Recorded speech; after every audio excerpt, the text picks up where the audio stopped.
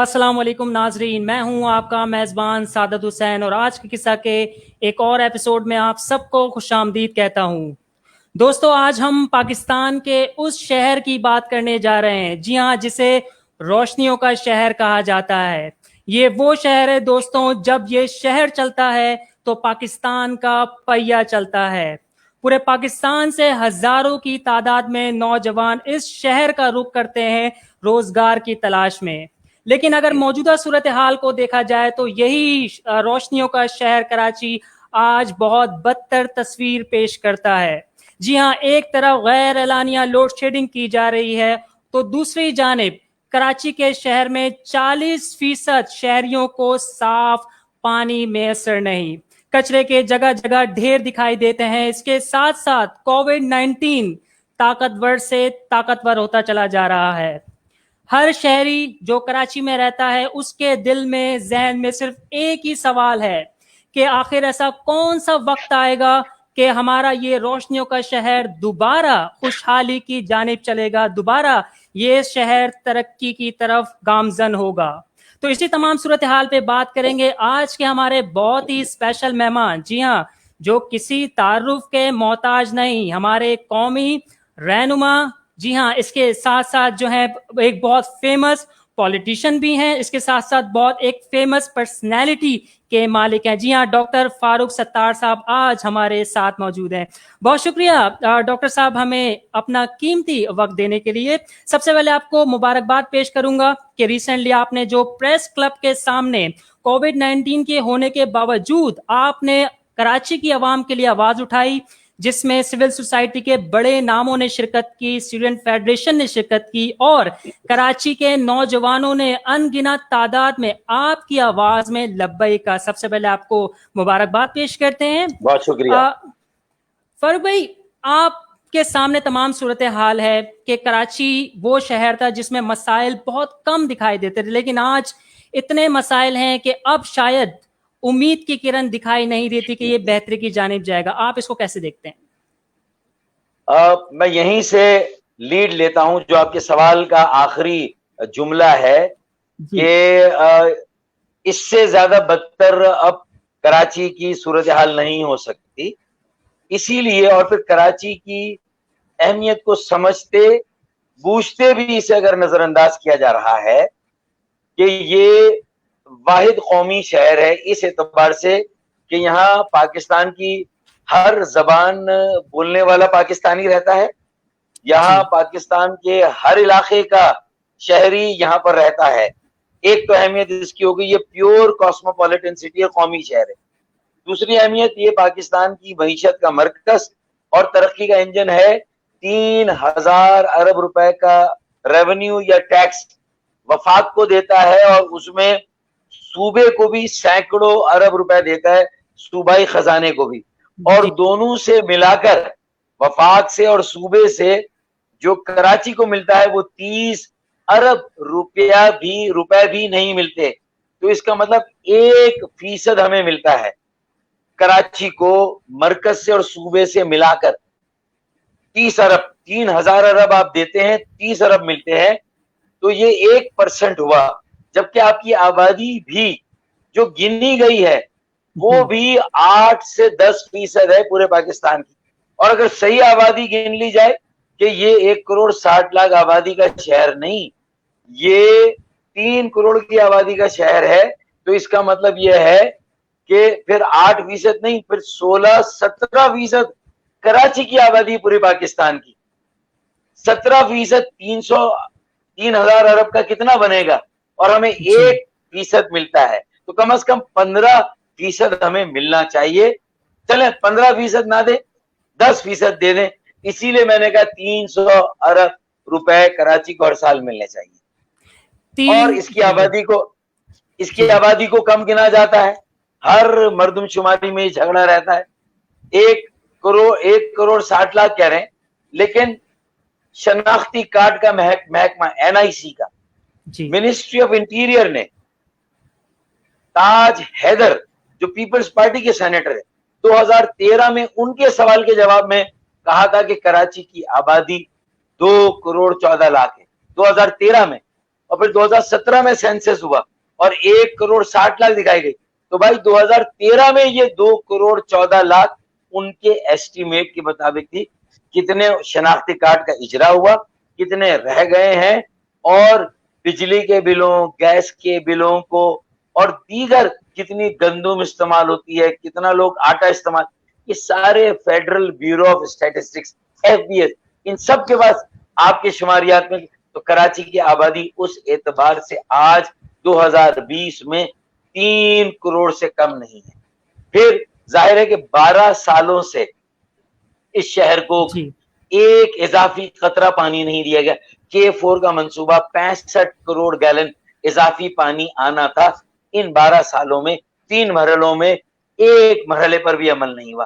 اب آئندہ 4 سالوں میں ان تینوں مرحلوں کو اکٹھا کر کے 200 ارب روپے دے کر اکٹھا کراچی کو یہ 65 کروڑ گیلن پانی کراچی والوں کی پیاس بجھانے کے لیے نہیں, کراچی والوں کے پانی کا مسئلہ حل کرنے کے لیے نہیں, بلکہ اس پانی کی کمی کو لے کر اگر پانی کے فسادات ہوئے, یہاں کی جو ساری اکائیاں پنجابی, پختون, بلوچ, سندھی, ہزارے وال, کشمیری, گلگتی, بلتی اور مہاجر, یہ آپس میں دست و گریبان ہوں گے پانی کی کمی کو لے کر, اور اس سے جو کراچی کی مزید معاشی تباہی بربادی ہوگی تو اس سے نقصان کس کا ہوگا؟ اسلام آباد کا, راول پنڈی کا, بھاولپور کا, ملتان کا. آپ نے کہا نا کراچی چلتا ہے تو فیصل آباد کی لومیں چلتی ہے, کراچی چلتا ہے تو لاہور کی صنعتیں چلتی ہے, کراچی چلتا ہے تو پشاور اور کوئٹہ کے پانی کا اور دیگر ان کی سہولتوں کا نظام چلتا ہے. اسی طرح پشاور, کوئٹہ میں نے کہا, بھالپور کا, لاڑکانہ, دادو, خیرپور, شکارپور, ان کا بھی سب کچھ داؤ پر لگا ہے کراچی میں.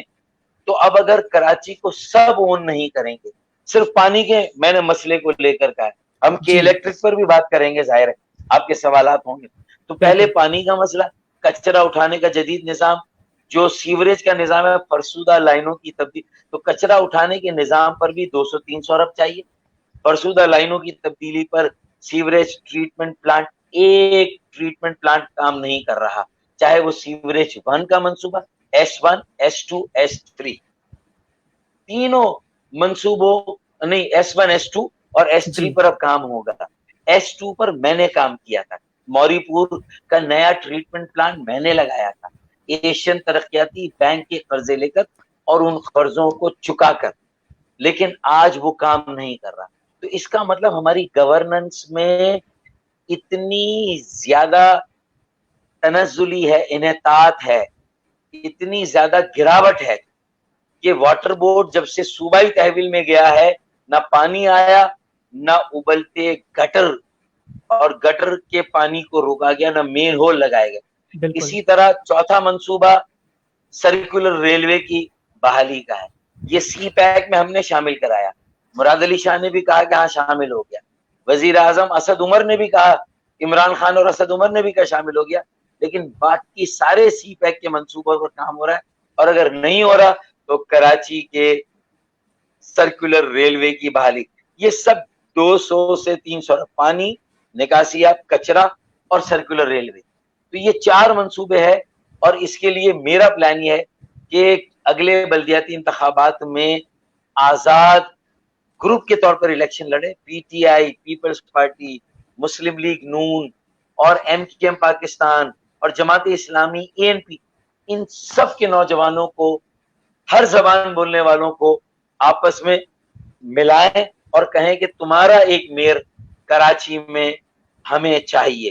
35 سال سے کم عمر کا ایک لونڈا, ایک نوجوان کراچی کا میئر. میں 28 سال کی عمر میں بنا, مصطفیٰ کمال 33 سال کی عمر میں بنے. تو انشاءاللہ میں کراچی والوں سے یہ وعدہ کرتا ہوں کہ اگر مجھے موقع ملا, میرے بس میں ہوا, اور کراچی کے نوجوانوں نے میری یہ بات سن لی, سمجھ لی کہ میرے پاس ویژن ہے, ان بچوں کے پاس انوویشن ہے, جدت ہے, کمپیوٹر سے بھی ہیں, انہیں معلوم ہے کہ یہ جو پوری دنیا سکڑ کر ان کے ہاتھوں میں آ گئی ہے, آئی فون, سیمسنگ, یہ جو بھی ان کے ہاتھوں میں ہے, انہیں پتا ہے کہ پوری دنیا میں کیا ہو رہا ہے, انہیں معلوم ہے, وہ راستے نکال لیں گے.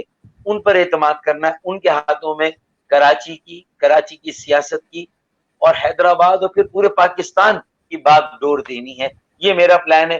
مجھے یقین ہے کہ یہ 1200 ارب روپے 4 سال میں چاہیے ہمارے نئے میئر کو. اور اگر یہ ایم کیو ایم میرے ہاتھ میں آ گئی, ہائی کورٹ میں میرا کیس ہے, اور آئی نائی دونوں صورتوں میں ان جو ایک اسٹرکچر ہوگا پولیٹیکل, اس میں 35 رکنی کمیٹی ہوگی, تو اس میں سے 25 افراد 35 سال سے کم عمر کے ہوں گے. بس یہ میری آگے کی جو وے فارورڈ ہے اس کا جسٹ ہے, خلاصہ ہے جو میں نے آپ کے سامنے رکھ دیا اور آپ کے ذریعے سے کراچی کے اور پاکستان کے نوجوانوں کے سامنے رکھ دیا. اس کے علاوہ کوئی راستہ نہیں ہے. ہم بڑی عمر کے سارے لوگ اپنی انا اپنی ضد میں لڑتے رہیں گے, اپنی سربراہی کے لیے لڑتے رہیں گے. میں کہوں گا بھائی مجھے سربراہ بنائے, خالد مقبول ڈمی سربراہ بنے ہوئے ہیں, میں ڈمی سربراہ بننے کے لیے تیار نہیں ہوں. مصطفیٰ کمال نے اپنی 1.5 انچ کی مسجد الگ بنا دی ہے. خالد بھائی میرے ساتھ کھڑے ہو جائیں, بہتر ہے اس لاٹ میں خالد مقبول, بہتر ہے اس لاٹ میں خالد مقبول صدیقی, وہ آ جائیں, نظریاتی ہیں, تھوڑا سا پڑھے لکھے ہیں, ڈاکٹر ہیں. میرے خیال میں وہ اور میں ایک جگہ کھڑے ہو جائیں, مصطفیٰ کو کان پکڑ کے میں لے آؤں گا, ہم انشاءاللہ آگے کا راستہ بنا دیں گے, اور اس میں ہمارے نوجوانوں کی نئی قیادت جو آگے آئے گی وہ اس قافلے کو آگے لے جائے گی, اور کراچی کے نوجوان پاکستان کو بھی 22ویں صدی میں لے جائیں گے, اس پورے ریجن کو, اس خطے کو 22ویں صدی میں لے جائیں گے. وہ پیچھے مڑ کر نہیں دیکھیں گے. اسکائی از دی لمٹ انشاءاللہ. یہ میرا ویژن ہے, اور اس میں انوویشن کے لیے نوجوان میرے ساتھ کھڑے ہوں گے, مجھے یقین. اب آپ کی الیکٹرک پہ جو بات کرنا چاہیں کر لیں. میں نے جلدی بالکل, میرا جو اگلا سوال ہے وہ کے الیکٹرک سے ہی جو ہے ریلیٹ کرتا ہے کہ 12 سے 15 گھنٹے کی لوڈ شیڈنگ ہونا, کووڈ-19 جو ہے, لاک ڈاؤن ہے, لوگوں کو کہا جا رہا ہے کہ آپ گھر میں رہیے, بچوں کے سکولز بند ہیں, لیکن 12 سے 15 گھنٹے کی لوڈ شیڈنگ ہونا, آپ کے مطابق کیا لگتا ہے, کیا کے الیکٹرک صحیح طریقے سے ڈیلیور نہیں کر پا رہی کراچی میں؟ کے الیکٹرک تو ایسٹ انڈیا کمپنی بن گئی ہے, اور اس نے کراچی کے شہریوں کو دیوار سے لگا کر ان کی سوچنے سمجھنے کی جو صلاحیت ہے اس سے انہیں محروم کرنے کا فیصلہ کر دیا. جب ہماری سوچنے سمجھنے کی صلاحیت ختم ہو جائیں گے, ہم ذہنی اذیت اور ذہنی اعصابی دباؤ کا شکار ہو جائیں گے, تو پھر جو باقی یوٹیلیٹی کے ادارے ہیں ان کی پرائیویٹائزیشن کے لیے راستہ کھل جائے گا. واٹر بورڈ بھی پرائیویٹائز ہو جائے گا, اور کوئی دنیا کی کارپوریٹ کمپنی, بڑی کمپنی اسے خرید لے گی. پھر اسی طرح کراچی ڈیولپمنٹ اتھارٹی, پھر کراچی میٹروپولیٹن کارپوریشن. اس کا مطلب یہ ہے کہ یہ ایسٹ انڈیا کمپنی کا نیٹ ورک آگے بڑھا ہے. مجھے حیرت ہے کہ جو تبدیلی کا نعرہ لگانے والے پی ٹی آئی کے لوگ تھے, 14 MNA اور کئی ان کے MPAs جو اکثریت ہے ان کی کراچی میں, آج صرف ایک دکھاوے کا کچھ گھنٹوں کا دھرنا کے الیکٹرک کے ہیڈ آفس کے سامنے, دوہری پالیسی, ڈبل اسٹینڈرڈ, منافقت.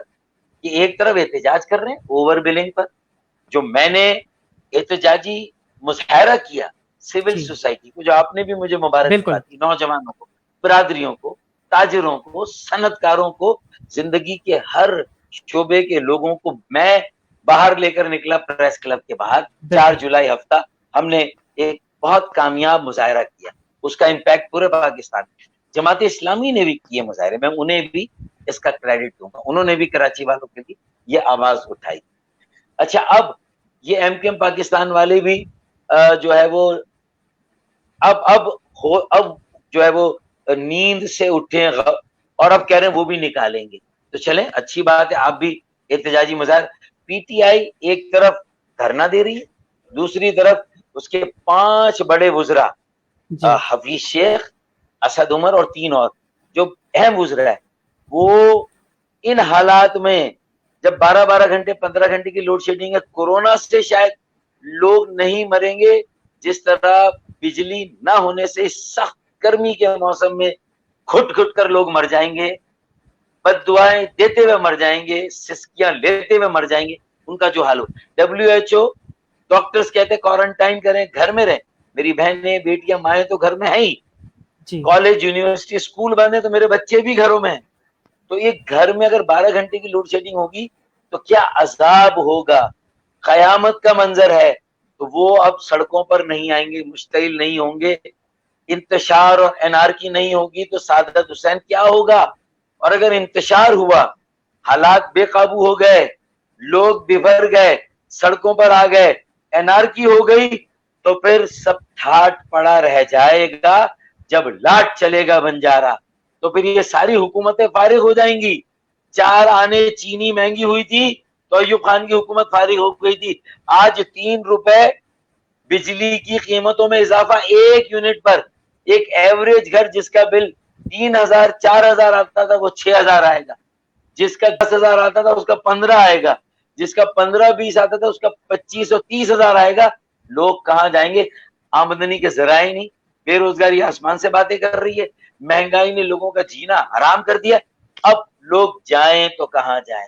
اور ایک طرف دھرنا پی ٹی آئی اور دوسری طرف 3 روپے کا اضافہ.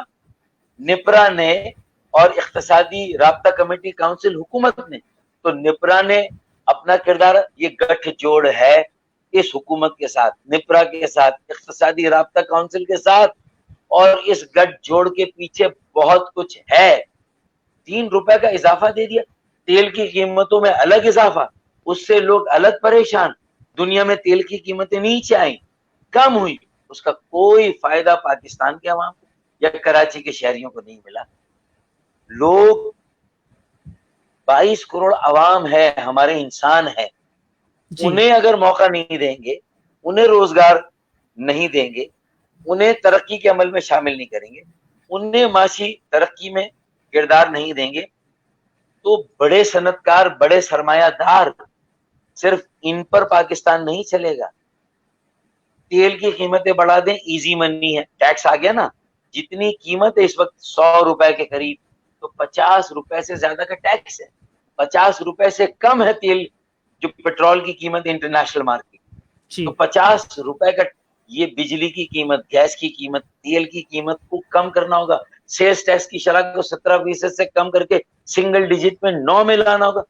یہ ہے وہ جادو کی چھڑی، الادین کا چراغ، جو پاکستان کی تقدیر کو بدلے گا. کیونکہ پاکستان کے عوام کام کاج پر لگ جائیں گے، تجارت کو، کاروبار کو فروغ ہوگا، چھوٹی گھریلو صنعت کو فروغ ہوگا. بجلی پر سیلز ٹیکس ختم کرے، بجلی پر ساری لیویز اور ٹیکسز کو ختم کرے، بجلی، گیس، تیل کی قیمتوں کو کم کرے. اگر یہ نہیں ہوا تو نہ کراچی اکیلا یہ بوجھ اٹھا سکتا ہے جو آج فیصل آباد، لاہور کی لوم و صنعتوں کا، اسلام آباد اور راول پنڈی کے نظم و نسق کو چلانے کا جو بوجھ اٹھا رہا ہے. کچھ اپنے دل پر بھی زخم کھاؤ، میرے لہو کی بہار کب تک. کچھ اپنے دل پر بھی زخم کھاؤ، میرے لہو کی بہار کب تک. مجھے سہارا بنانے والوں، میں لڑکھڑایا تو کیا کرو گے. اگر کراچی لڑکھڑا گیا، اب بدامنی میں گیا، پانی کے فسادات لسانی فسادات میں تبدیل ہوئے، تو مجھے بتائیے کہ پھر کون اس صورتحال کو سیلویج کرے گا؟ کون اس بحران سے پوری قوم کو اور کراچی کے لوگوں کو نکالے گا؟ میں نے ایک فرض شناس، محب وطن پاکستانی شہری کے طور پر اپنے خدشات اور صورتحال پیچیدہ اور گنجلکی نہیں، بڑی گھمبیر اور اب یہ خوفناک ہوتی جا رہی. میں نے خطرے کی گھنٹی بجا دی ہے. اب جس کے جی میں آئے وہی پائے روشنی. میں نے اپنا کام کر دیا، بجٹ تجاویز دی، تب میں نے ساری چیزیں بتا دی. میں نے کہ الیکٹرک کے اوپر احتجاج کیا، تب بتا دیا. میں نے وہ کہانیاں تو بتائی نہیں کہ سندھ پبلک سروس کمیشن کیا کر رہا ہے. حکومت سندھ کس طرح سوتیلی ماں سے بھی بدتر سلوک کر رہی ہے. کس طرح Sindh public service commission, Sindh public service commission نہیں، وہ سندھی پبلک سروس کمیشن. مجھے اپنے سندھی بھائیوں، بیٹیوں، بہنوں سے کوئی ذاتی پرخاش اور بخش نہیں. میری بہنیں، میری بیٹیاں، میرے بھائی ہیں. لیکن اگر سارا ٹریفک جو ہے وہ میٹھا میٹھا ہاپ اپ اور کڑوا کڑوا تھو تھو، کہ دیہی علاقوں کے لیے میٹھا میٹھا ہاپ اپ اور شہری علاقوں کے لیے کڑوا کڑوا تھو تھو، تو یہ ون وے ٹریفک کب تک چلے گا؟ پھر تو سراج تیلی دیکھیں، وہ ایم کیو ایم نہیں ہے، وہ دہشت گرد نہیں ہے کہ اس پر آپ الزام لگا دیں. سیاسی کارکنوں پہ تو آپ نے الزام لگا دیا دہشت گرد. لیکن سراج تیلی کراچی کا سب سے سینئر اور سب سے بڑا بزنس کمیونٹی کی سیاست کا نام ہے، جو کہ ایک بہت بڑی انڈسٹری خود چلا رہا ہے، بزنس کراچی بزنس فورم کا انچارج. اس نے کہا کہ اب کراچی کے مسائل کا مستقل حل ہونا چاہیے. کراچی کو یا تو صوبہ بننا چاہیے یا انتظامی یونٹ بننا چاہیے یا کراچی کو وفاق کے ساتھ جوڑ دینا چاہیے. تو میں نے کہا کہ ان تینوں چیزوں سے دیکھیں یہ بھی حل ہیں, لیکن اس میں سندھ کی تقسیم کا تاثرات ہے. اردو بولنے والے سندھی بولنے والوں میں منافرت اور ان کے درمیان ایک نفرت پیدا ہوگی, ان کے درمیان اللہ نہ کرے تشدد ہوگا.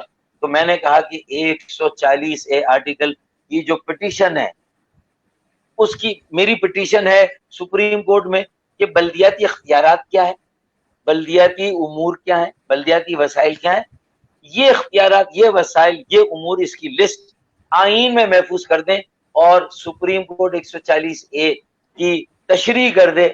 تو یہ پی ٹی آئی کا مسئلے کا بھی حل ہو جائے گا, یہ میرے مسئلے کا بھی حل ہوگا, کراچی, لاہور, پشاور, کوئٹہ کا بھی, ملتان کا, ہزارہ ڈویژن کا, سرائکی علاقوں کا, یہ پورے پاکستان میں جو علاقائی مسائل ہیں, احساس محرومی, احساس بیگانگی, احساس عدم تحفظ, وہ سب ایڈریس ہو جائیں گے. اور شاید صوبہ بنانے کی بھی ضرورت نہ ہو, انتظامی یونٹ کی بھی ضرورت نہ ہو, اور شاید وفاق کو دینے کی ضرورت نہ ہو. لیکن اگر میری اس بات کا نوٹس نہ لیا گیا تو پھر داستان تک نہ ہوگی, داستانوں میں حالات اس طرف جا رہے ہیں. میں نے اپنا فرض پورا کیا, سعادت حسین نے یہ انٹرویو لے کر اپنا فرض پورا کیا. آپ کوئی اور سوال؟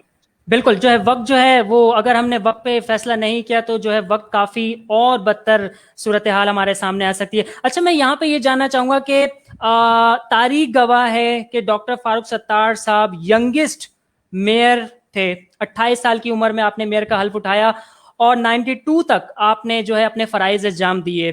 اس وقت لوگ مطمئن دکھائی دیتے تھے. میں یہاں پہ یہ جاننا چاہوں گا کہ اس وقت آپ کے پاس کم وسائل تھے, کم اختیارات تھے, لیکن اس کے باوجود بھی جو ہے لوگ مطمئن تھے.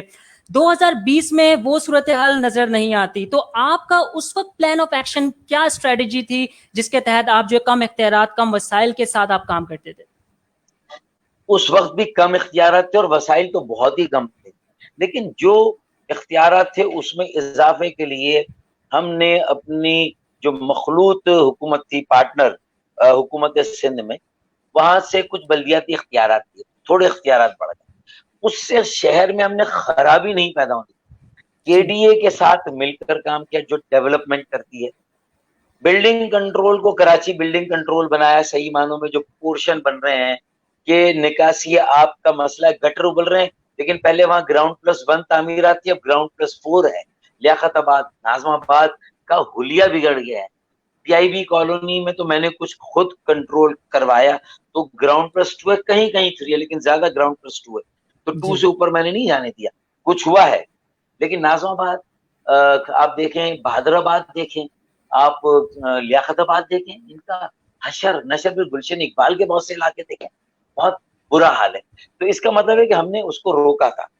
وسیم اختر کے پاس مجھ سے تھوڑے بہتر اختیارات ہیں, وسائل اس کے پاس بھی نہیں, لیکن اس نے اور خالد مقبول صدیقی جو اب ڈمی سربراہ ہیں, انہوں نے میری 140A کی پٹیشن سپریم کورٹ میں نہیں چلائی. فروغ نسیم اب تک وزیر قانون تھے, اٹارنی جنرل خالد خان وفاقی حکومت کا, یہ سب مل کر وزیر اعظم کھڑے ہو جاتے عدالت میں کہ ہم فاروق ستار صاحب کی پٹیشن کے ساتھ ہیں, خالد مقبول بھی کہ ہم ساتھ ہیں, وسیم اختر بھی کہ ہم ساتھ ہیں, ہمارے درمیان پرائرٹی کی سیاست نہ ہو.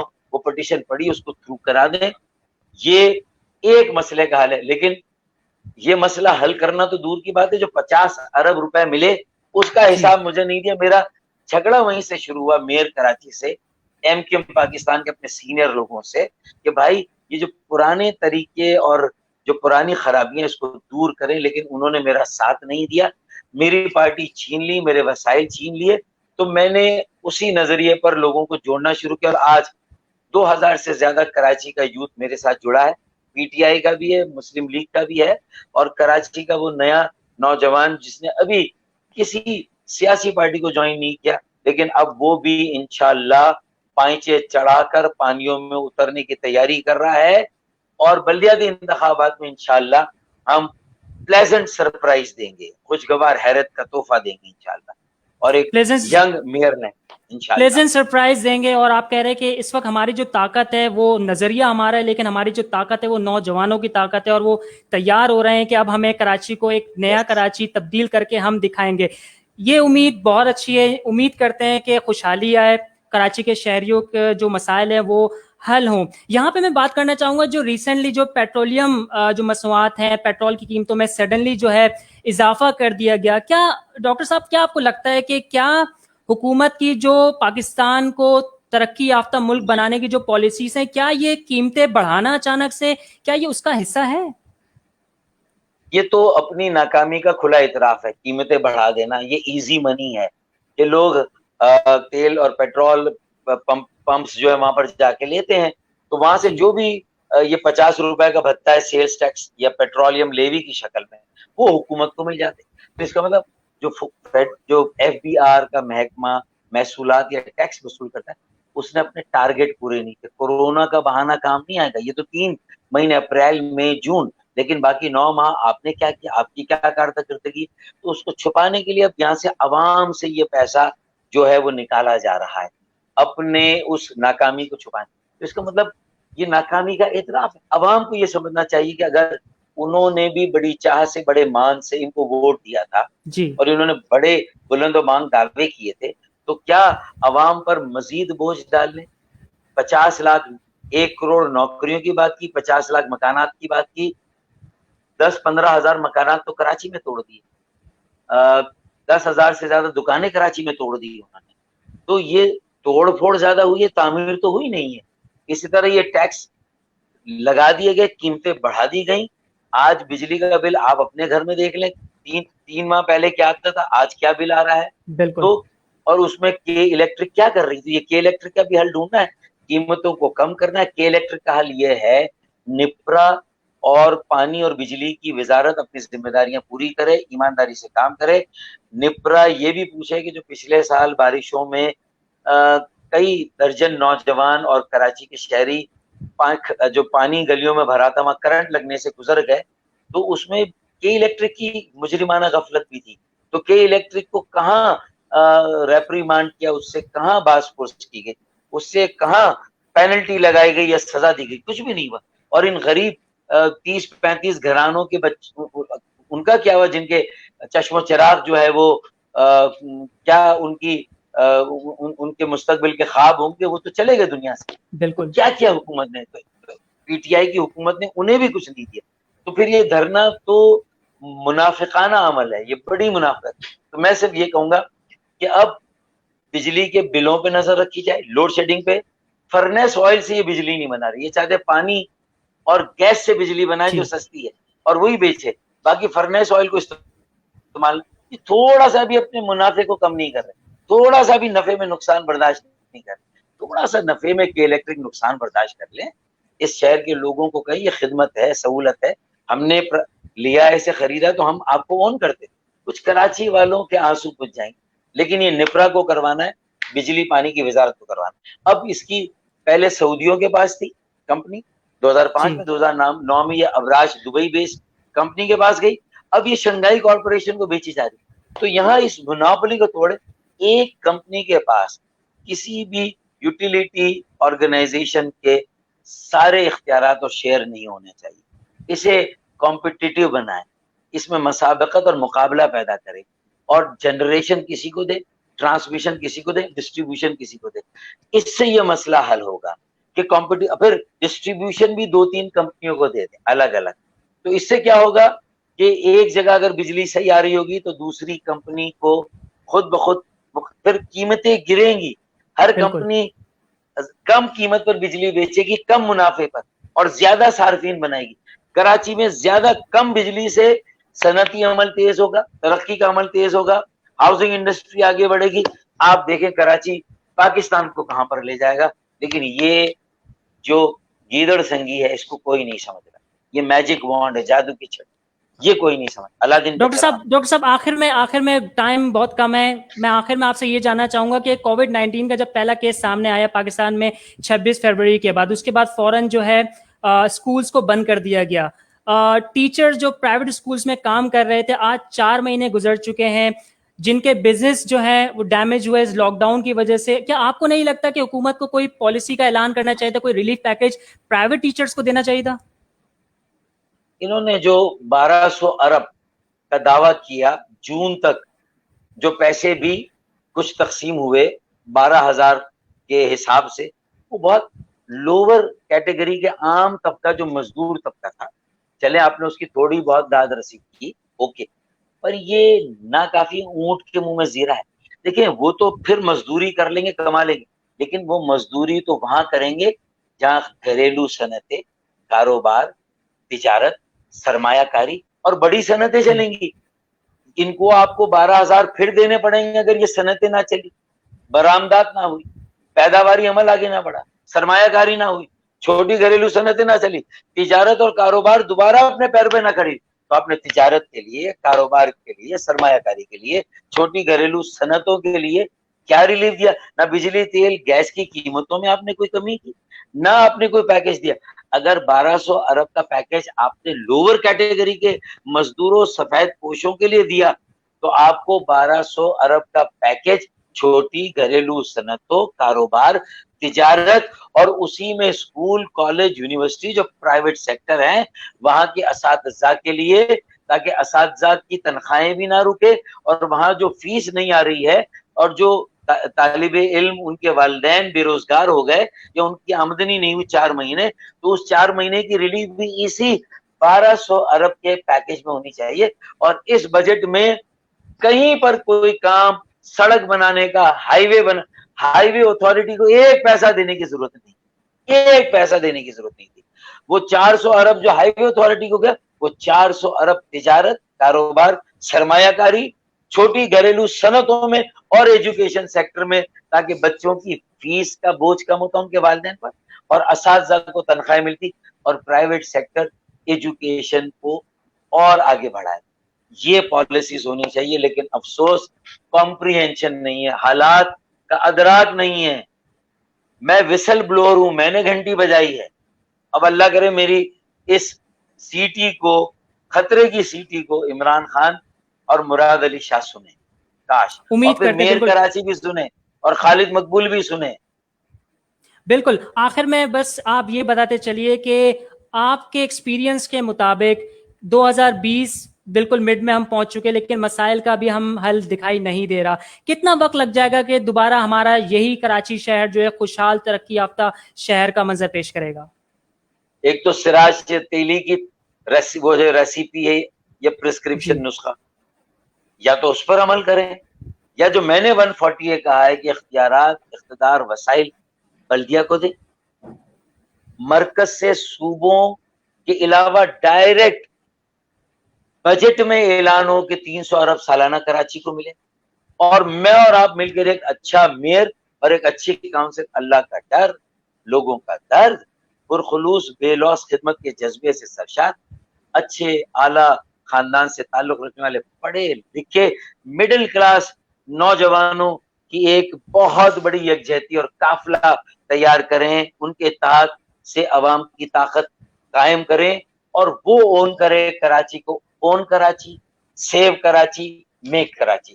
کراچی اپناؤ, کراچی بچاؤ, کراچی بناؤ, تو پاکستان کو اپناؤ گے, بچاؤ گے, بناؤ گے, ورنہ پاکستان کو اپناؤ, بچانا اور بنانا ممکن نہیں.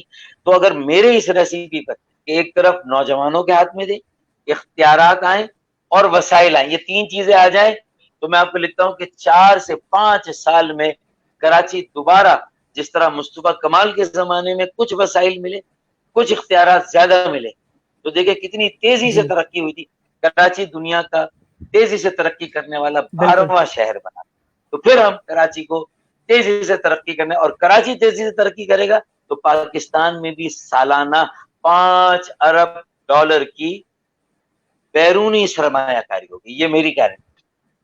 یعنی کہ ڈاکٹر صاحب کا فارمولا اگر مان لیا جائے تو آنے والے 5 سال میں جو ہے کراچی دوبارہ وہی ترقی یافتہ شہر بن جائے گا. ڈاکٹر صاحب بہت بہت شکریہ آپ کا کہ آپ نے اپنا قیمتی وقت ہمیں دیا, اپنا نظریہ پیش کیا, ہمارے سامنے رکھا, اور تمام مسائل جو اس وقت ہمارے ارد گرد موجود ہیں ان کو اپنے نظریہ پیش کیا, اور آپ نے پوری طریقے سے ایکسپلین کیا کہ ہم جو ہے کہاں کہاں جو ہے ایفرٹ کر سکتے ہیں ان مسئلے کو حل کرنے کے لیے. ڈاکٹر صاحب بہت شکریہ آپ کا اپنا قیمتی وقت دینے کے لیے. تو یہ تھے ڈاکٹر فاروق ستار صاحب, جن کی گفتگو آپ نے سنی. ان کا یہی کہنا تھا کہ نظریہ تیار ہے, تمام چیزیں تیار ہیں, صرف نظریہ ہمارا ہو اور نوجوانوں کی طاقت ہو, اور اگر ہم دونوں مل جائیں تو کراچی کو آنے والے وقت میں صرف 5 سال لگیں گے, کراچی دوبارہ ترقی یافتہ شہر بن سکے گا. تو ہمارا ایپیسوڈ یہیں پہ ختم ہوتا ہے. اگر آپ کی کوئی بھی کیوری ہو, کوئی بھی سوال ہو, اپنا فیڈ بیک دینا چاہتے ہوں تو آپ اس ویڈیو, اس انٹرویو کے نیچے دے سکتے ہیں. مجھے اجازت دیجیے, میں ہوں آپ کا میزبان سعادت حسین. دوبارہ آپ سے ملاقات ہوگی. اللہ نگہبان.